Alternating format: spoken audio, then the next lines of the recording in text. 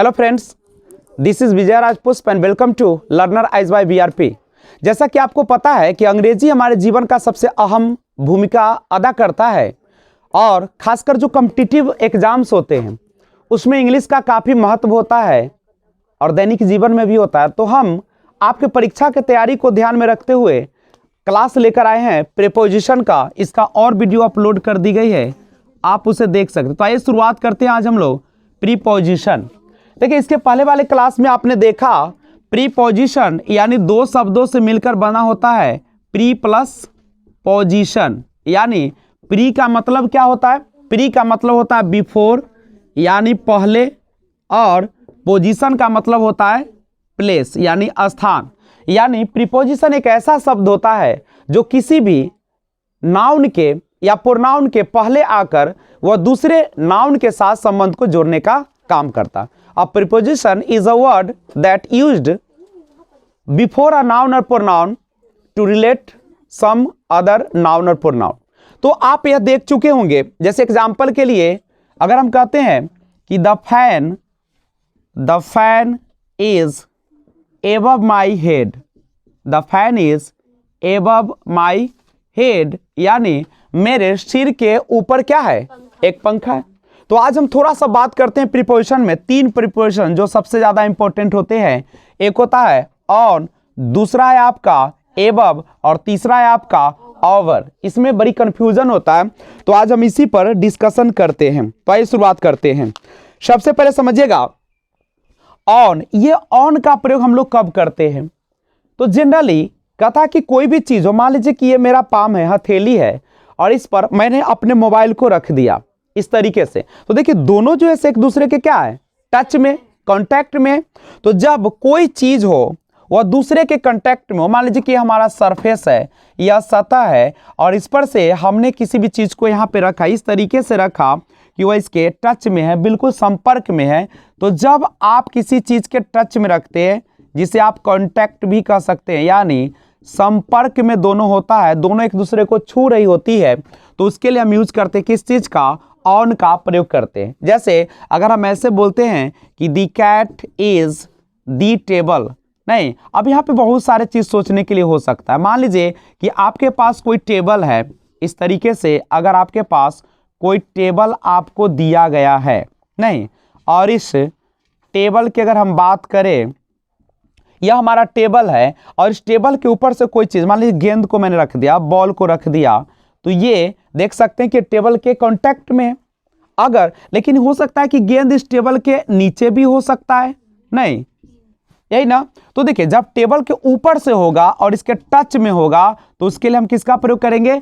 On का प्रयोग करेंगे। और जब किसी टेबल के नीचे कोई चीज होगा, उसी के नीचे, नहीं, तो उसके लिए हम अंडर का प्रयोग करेंगे। किसका प्रयोग करेंगे?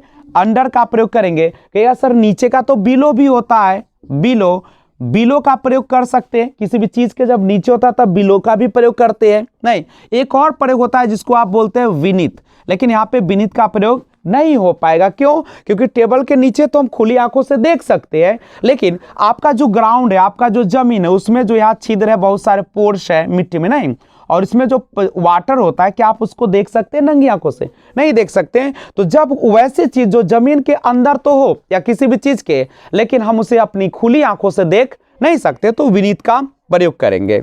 नहीं, तो बिलो का प्रयोग, बिलो तो किसी भी चीज के नीचे है तो आप बिलो कर सकते, कोई भी चीज के नीचे है।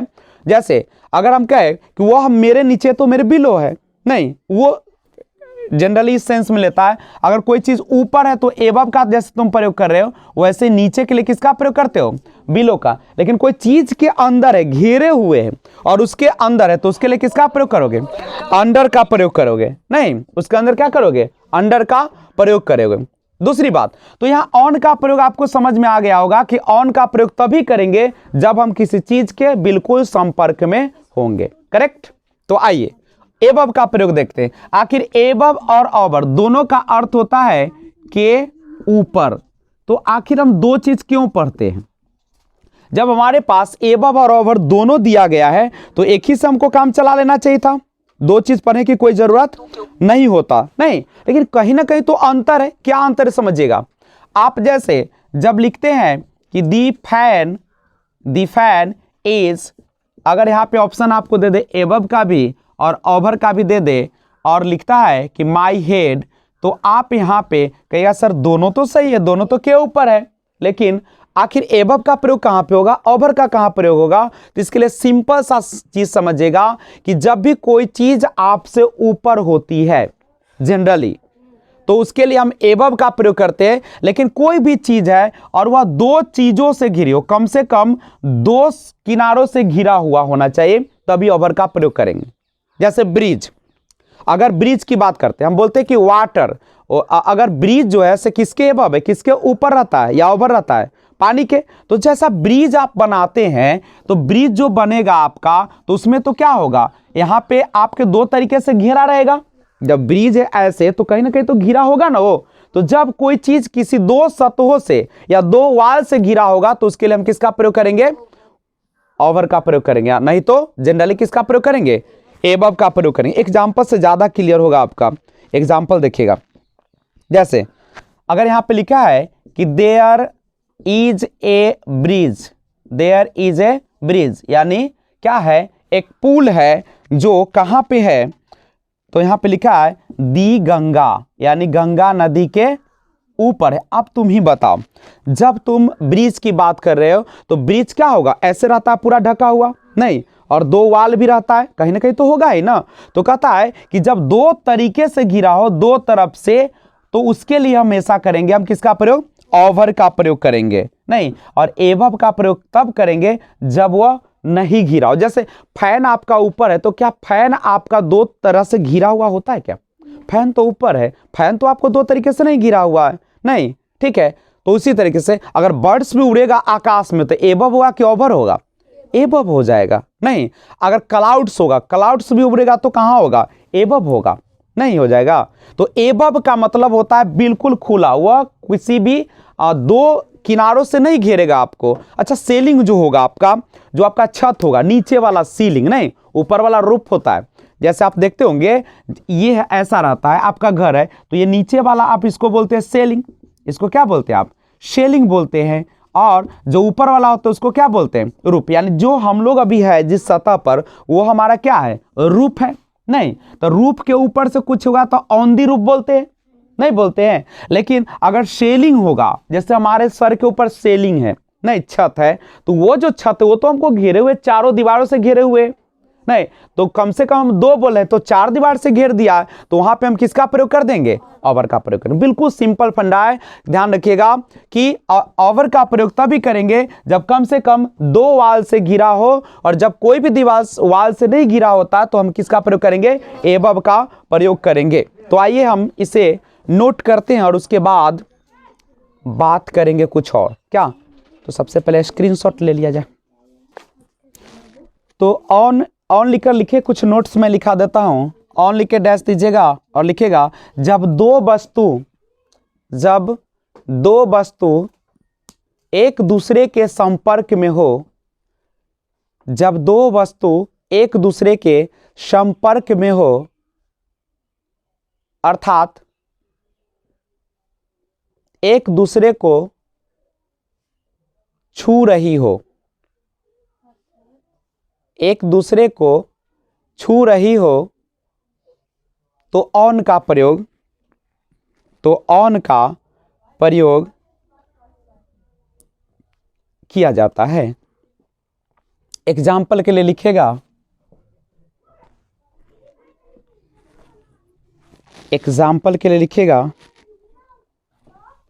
There is a book, there is a book on the table, there is a book on the table।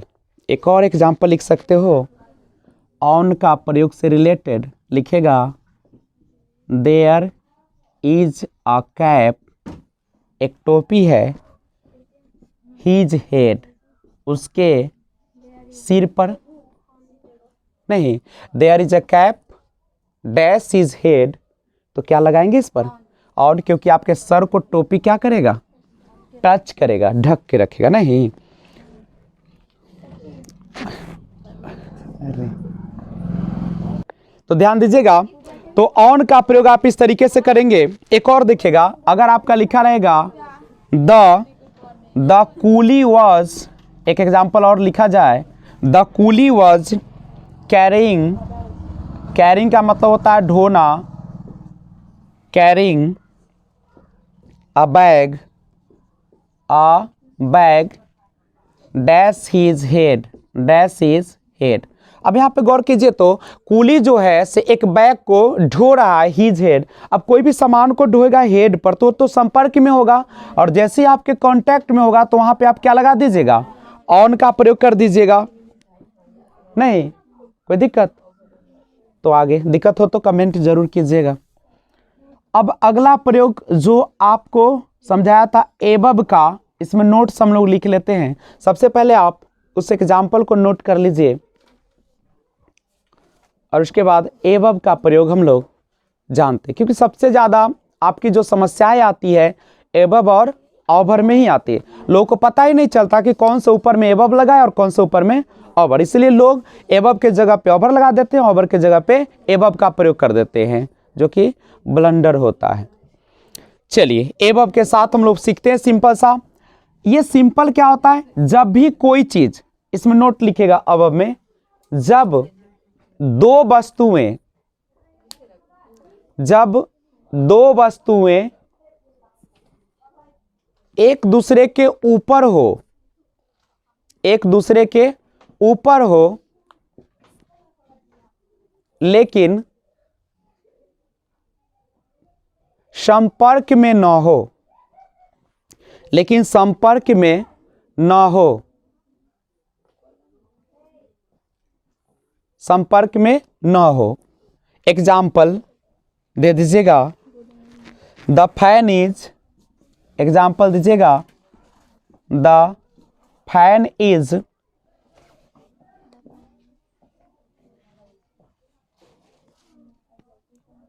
यहां पे अस्त लगाए हुए हैं,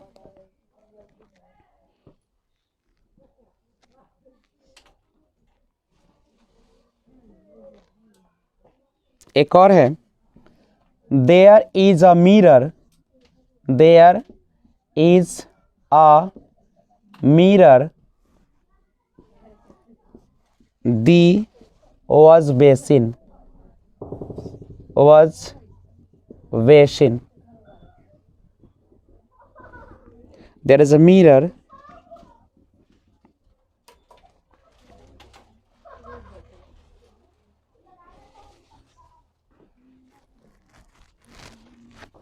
यहाँ पे वर्ड्स को हटा सकते हैं।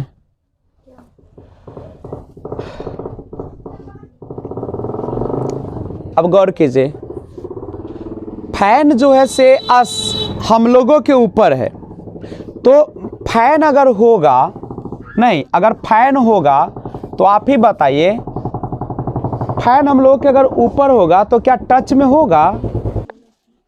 ध्यान दीजिए, कहता कि द फैन इज अस, जो पंखा है क्या हम लोगों से ऊपर है। अच्छा बताओ, तो हम लोगों से ऊपर है तो इसके लिए हम किसका प्रयोग करेंगे? देयर इज अ मिरर, एक दर्पण है, वो कहाँ है? वेसिन, वेसिन के ऊपर है, तो इसके लिए भी किसका प्रयोग कीजिएगा? एबब का प्रयोग करेंगे। नहीं, अब यहां से एक चीज और, पहले इसको एग्जाम्पल को नोट कर लिया जाए तो फिर बात करते हैं आगे। एग्जाम्पल नोट हो चुका है, तो हो चुका है, तो अगला जो है आपका ओवर का प्रयोग, इसमें नोट्स लिखा जाए ओवर। देखिए इसका इस्तेमाल या इसका इस्तेमाल या उपयोग हम तब करते हैं जब एक वस्तु दूसरे के ऊपर हो, जब एक वस्तु दूसरे के ऊपर हो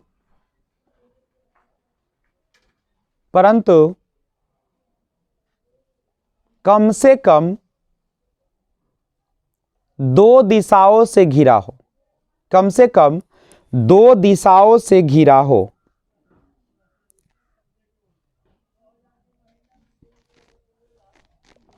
जैसे example, there is a bridge, एक पुल है, दी गंगा, कहाँ पे, गंगा। अब देखिए गंगा जो नदी है नहीं, और ब्रिज है, पुल बना हुआ उस पर, तो पुल जो बनेगा उस गंगा को क्या करेगा, गंगा के जल को कम से कम तो दो दिशाओं से घेरेगा ही नहीं। तो इसके लिए हम किसका प्रयोग करेंगे, ओवर का प्रयोग करेंगे।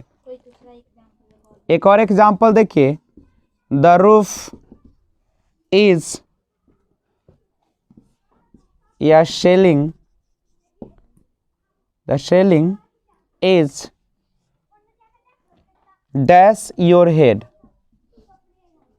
आपके सिर के ऊपर है, सेलिंग यानी छत आपका नहीं, तो छत आपका ऊपर है, तो छत में तो 4 वाल्स होंगे, 4 वाल्स, लेकिन कम से कम तो 2 घेरना चाहिए, तो कम से कम 2 घेर भी रहा है, तो उसके लिए किसका प्रयोग कीजिएगा, ओवर का प्रयोग करेंगे हम लोग।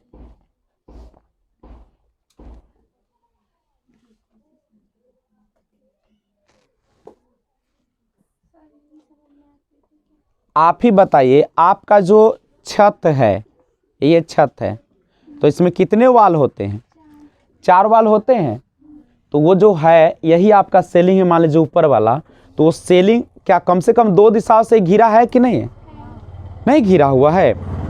लेकिन आप फैन को देखें तो फैन कितने दिशा से घिरा हुआ, फैन, फैन कहाँ घिरा हुआ है, आपका सेलिंग घिरा हुआ है नहीं। बर्ड्स अगर फ्लाई करेगा एबव द क्लाउड्स नहीं, और बादलों से ऊपर, तो आप ही बताए वो कितने दिशा से घिरेगा, उसको घिरना चाहिए नहीं। जैसे ब्रिज है तो वो देख रहे हो नीचे गंगा, गंगा को ना ब्रिज है घेरे हुए, आप फैन देखते हो तो फैन को थोड़ी, अब क्या सर फैन को तो घिरे हुए आपका सेलिंग, वाल भी घेरता, उसको थोड़ी घेरे हुए, फैन तो अलग चीज है ना,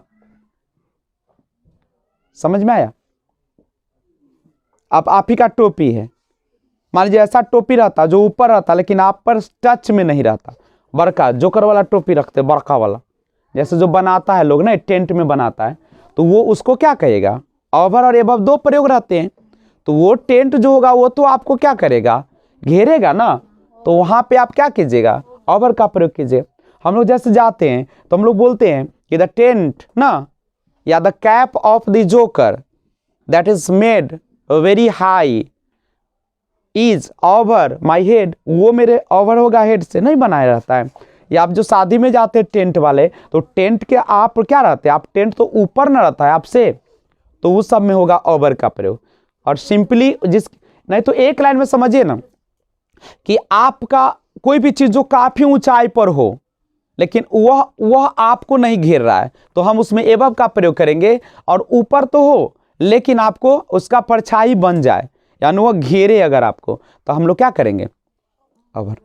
अच्छा आप बताएंगे कि पेड़ जो है आपका नहीं, पेड़, तो पेड़ जो होता है वह हमारे एबव होगा कि ओवर होगा, एबव क्या ओवर, पेड़ आपको घेरेगा ना, पेड़ के आप जाइएगा अंदर तो घेरेगा नहीं, तो वहां पे ओवर होगा, पेड़ आपको घेरेगा। छाता में क्या कीजिएगा, ओवर होगा, छाता भी आपको घेरेगा। टच कहाँ है, छाता आपका टच में कहां से रहता है, टच ऊपर वाले की बात कर रहे हो, डंटी की हम थोड़ी बात कर रहे, तब तो सब हो जाएगा नहीं। तो ये सब देखना पड़ेगा आपको, नहीं तो सिंपल समझो ना, जिसका छाया तुम्हारे सर पे बन जाए। अब क्या सर फैन का छाया नहीं बनेगा आपके सर पे, सेलिंग का बन जाएगा, पक्षी का छाया नहीं बनेगा, अब पेड़ का छाया बनेगा। जिसका छाया बन जाए उस समय क्या लगाइएगा, ओवर लगाइए। और जिसमें छाया न बने उसमें सबसे आसान तरीका है कि जिसका भी छाया बन जाए वो सारा चला जाएगा ओवर में, और जिसका छाया न बने सब एबव में जाएगा। आकाश में कुछ भी उड़ रहा है, कुछ भी दौड़ रहा है, एरोप्लेन भी आपका दौड़ रहा है आपके सर से ऊपर से, तो क्या एरोप्लेन का छाया हमारे सर पे बनेगा, नहीं। अम्ब्रेला का बन जाएगा नहीं, आपके सेलिंग का बन जाएगा नहीं, लेकिन आपका एरोप्लेन का नहीं बनेगा। तो जिसका छाया नहीं बने, एक लाइन में याद रखिएगा कि जिसका छाया आप पर न बने वह सब क्या हो जाएगा, एबव हो जाएगा। जिसका छाया बन जाए ओवर। क्या कोई दिक्कत, समझ में आ गया हो? काफी बेहतरीन चैप्टर माना जाता है ये, और इसी में और आगे बढ़ते हैं। हाँ, ओवर और एबव का प्रयोग और सेंस में होता है। आपके उम्र को बताना जब होता है तो उसमें भी हम एबव का प्रयोग या ओवर का प्रयोग करते हैं। नहीं, अब एक छोटा सा चीज देख लिया जाए, उसके बाद फिर आगे बढ़ेंगे। मान लीजिए कि आपके पास ये है सरफेस, कोई आपका सतह है, नहीं ये सतह है। आप जब रोड पर रहते तो एक सतह ही ना है। अब सतह देखो, सतह है तो इसके दो चीज होती है ना। कोई भी अगर सतह है, मान लीजिए यही मेरा हाथ है पा में, तो ये सतह है तो दो क्षेत्र है। देखिए इसमें एक ऊपर का होगा, एक नीचे का। जब ऊपर से आपका सटा हुआ है तो आप क्या बोल देते हैं, ऑन। और जब इसके नीचे रहता है तो आप क्या बोल देते हैं, अंडर। कोई भी चीज के अंदर कोई चीज है, नहीं। अगर कोई गाड़ी है, गाड़ी के कोई नीचे सोया हुआ है तो अंडर दिकार हो जाएगा, नहीं। गाड़ी के ऊपर से कोई बैठा हुआ है तो क्या हो जाएगा, ऑन दिकार हो जाएगा। अब सुनो, अगर कोई चीज ऊपर है लेकिन क्या है, ये एबव है, टच में तो नहीं है। टच में है क्या, और टच में नहीं है, और प्लस क्या इसका छाया बन रहा है। एबव वाले में छाया बनता है कि नहीं बनता है, नहीं बनता है। तो छाया भी नहीं बने, नहीं, तो एबव हो गया। ओवर का प्रयोग कब बनेगा, जब छाया बने या कम से कम कितने दिशाओं से घिरे हो, कम से कम दो दिशाओं से घिरा हो। याद रखिएगा, बहुत इंपॉर्टेंट लाइन है सब, ठीक है। तब आप प्रयोग करेंगे, नहीं। अब सुनिए, एबव है, अब एबव है ऊपर और नीचे का हो जाएगा क्या, बिलो। कोई भी चीज के ऊपर है तो एबव और नीचे है तो, अगर हम आपको कहते हैं कि आपका जो उम्र है 30 से ऊपर है, या हम बोले कि 16 से ऊपर है, तो आप क्या बोलते हैं, एबव 16 बोलते हैं। हम बोले कि आपकी उम्र 16 से नीचे तो क्या बोलते हैं, बिलो 16, नहीं हो जाएगा। सिंपल सा बात है कि आपको उम्र भी बताना अगर हो, जैसे हमको कहना हो कि वह जो है 16 से नीचे की, यानी 16 वर्ष से नीचे की है, तो नीचे की है मतलब कम है, तो कम के लिए किसका प्रयोग कीजिएगा, हम कहें कि नहीं वो जो है 16 वर्ष से अधिक का है, तो अधिक के लिए किसका प्रयोग कीजिएगा, ओवर का प्रयोग करिएगा। किसका प्रयोग करिएगा, ओवर का प्रयोग करते हैं आप लोग। एबव भी कर दीजिएगा तो क्या गलत नहीं होगा, ठीक है। अब आपको टेम्परेचर बताना है, आपको बताना है टेम्परेचर, ठीक है। तो टेम्परेचर क्या हो सकता है, या तो किसी भी डिग्री सेल्सियस से नीचे हो सकता है या ऊपर। हम बोले कि आपके शरीर का तापमान कितना फ़ारेनहाइट है, तो आप लोग बोलते हैं कि मेरा जो है सभी कितना है, नॉर्मल जो टेम्परेचर होते हैं आपके बॉडी का वह कितना होता है, नॉर्मल जो होते हैं, जिसके बाद बुखार लगना शुरू हो जाता है ना, तो 98.6, नहीं वही ना होता है, 98.6 डिग्री फ़ारेनहाइट होता है, यही है आपका। तो अगर आपका 98.6 से ऊपर होगा तो बोलिएगा क्या कि ओवर, और जब नीचे होगा तो क्या बोलिएगा, बिलो होगा। करेक्ट है, कोई दिक्कत है क्या। अब समझिए, अगर आपको एक और चीज बताते हैं,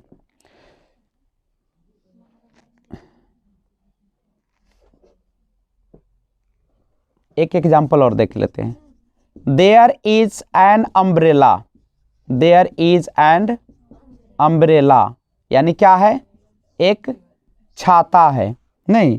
जो क्या होगा, यहां पे देख भी चुके आप लोग, हीज हेड है, तो क्या मारिएगा इस पर, ओवर मारेंगे। क्यों मारेंगे, पता चल गया, क्योंकि छाया बनेगा इसका, नहीं। और एक एग्जाम्पल और देख लिया जाए, जैसे है the water is flowing, the water is flowing the pond, the pond.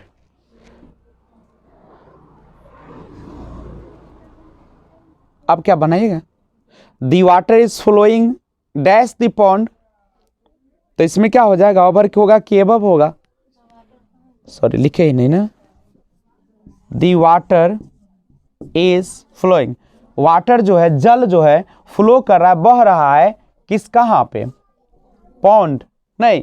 और पॉन्ड के ऊपर बह रहा है कि पॉन्ड के नीचे बह रहा है, नहीं, तालाब होता है, ठीक है। तो उसमें क्या कीजिएगा आप, एबव होगा कि ओवर दीजिएगा, यहाँ पे ओवर का प्रयोग कीजिएगा। क्यों, क्योंकि इसमें भी दो दिशाओं से घेरेगा, तालाब है ना, तो तालाब को दो दिशाओं से घेरेगा ही, कम से कम। एक और देखिए, अब यहां पे दे रहा है, चलिए नोट कर लीजिए इसको।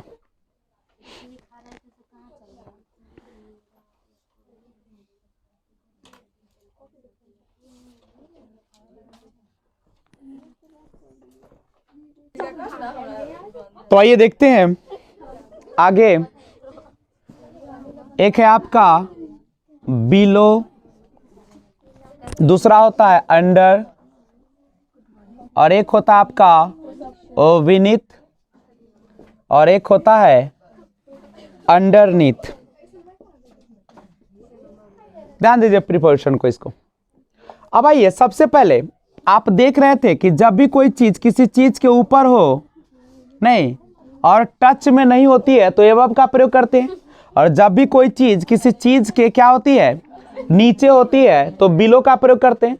अब यहां से आपके मन में एक सवाल आएगा कि आखिर बिलो का मतलब भी नीचे होती है और अंडर का मतलब भी क्या होता है, के नीचे। तो कहीं ना कहीं तो कुछ ना कुछ तो अंतर होगा कि नीचे के लिए हम लोग बिलो का प्रयोग करें या अंडर का प्रयोग करें।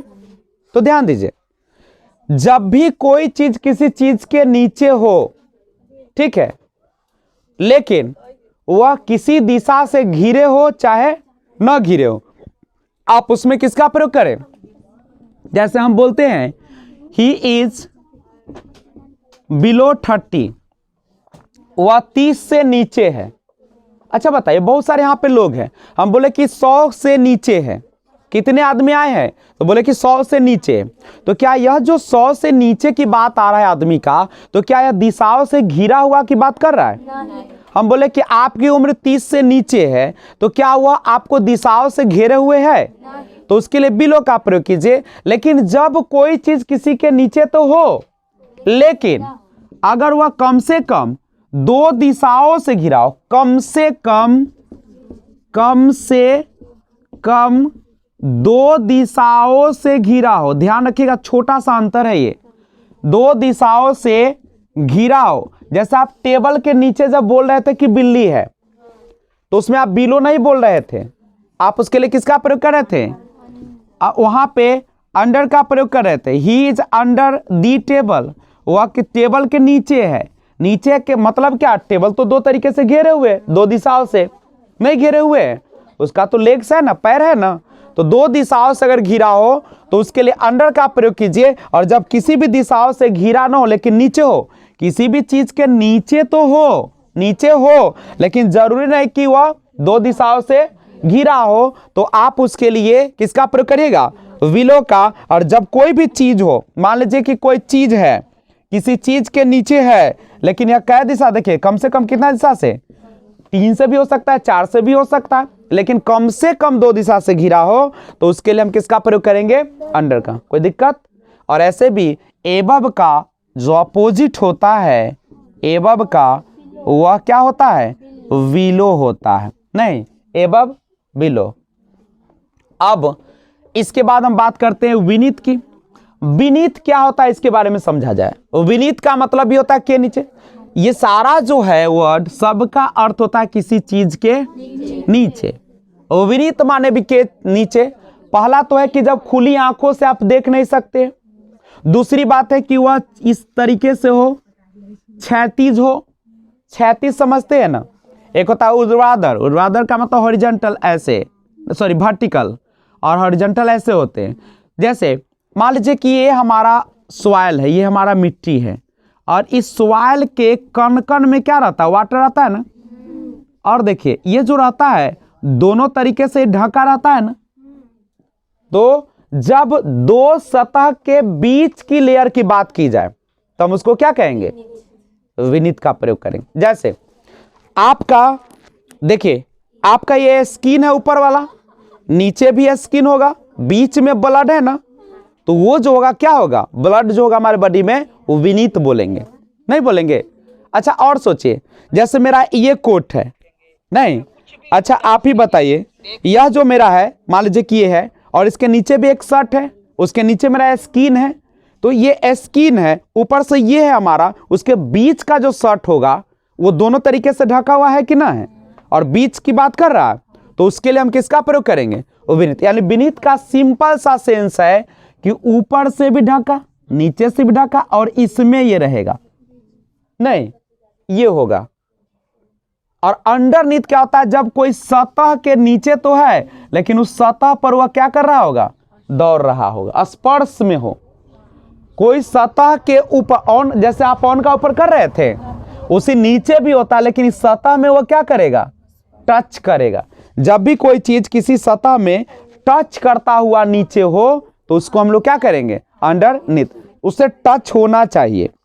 कंप्लीट है, तो उसके लिए हम लोग अंडरनीथ। तो चारों को एक बार फिर से देख लिया जाए क्योंकि बहुत इंपॉर्टेंट है। बिलो होता है प्रयोग तब करेंगे जब किसी चीज के नीचे हो लेकिन दो दिशाओं से घिरा हो या न हो, कोई दिक्कत नहीं है। लेकिन हम लोग जब प्रयोग करेंगे अंडर का तो कम से कम दो दिशाओं से घिरा होना चाहिए। और विनीत का प्रयोग तब करेंगे जब हम खुली आंख से नहीं देख सके, और दूसरी बात कि वह दो लेयर के बीच में हो, दो लेयर के बीच में। और अंडरनीथ का मतलब है कि वह टच करते हुए रहे, नीचे तो होगा लेकिन कैसा होगा, तो वह टच करते हुए होगा, दूसरे को छूता हुआ होगा। अब कुछ क्वेश्चन है जिसके माध्यम से हम चाहेंगे कि आप कंसेप्ट को क्लियर कर ले। तो आइए उस क्लियर करते हैं उस कंसेप्ट को। अगर आपको लिखने का मन है तो इसे आप स्क्रीनशॉट ले लीजिए। पहले तो बात करते हैं फिर आइए तो कुछ एग्जाम्पल से भी हम लोग ध्यान देते हैं। एक एग्जाम्पल देखिएगा, लिखा है they are the poverty line. Poverty line, गौर कीजिए, they are dash the poverty line. वे लोग गरीबी रेखा से नीचे है चाहे ऊपर है, नहीं ना।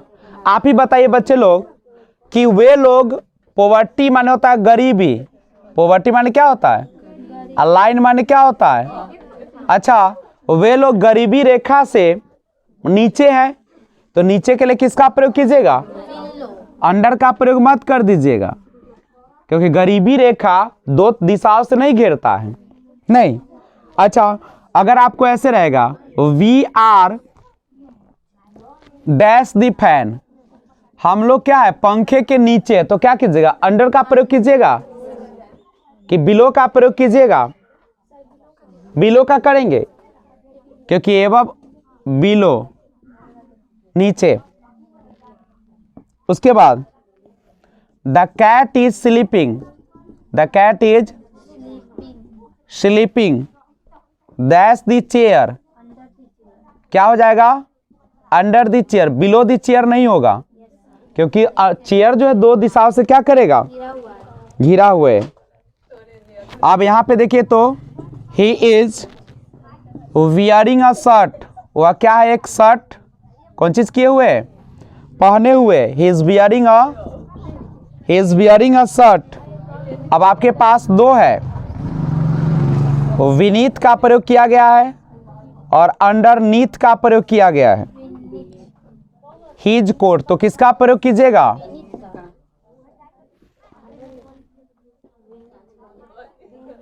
हे wearing a shirt his coat, coat के नीचे है, कोट के नीचे सटल है कि ना है।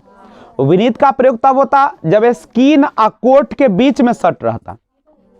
यहां से कोट है, नीचे स्किन है, बीच में क्या है, शर्ट है, दोनों तरीके से घिरा होगा तब आप अंडर विनीत का प्रयोग करेंगे।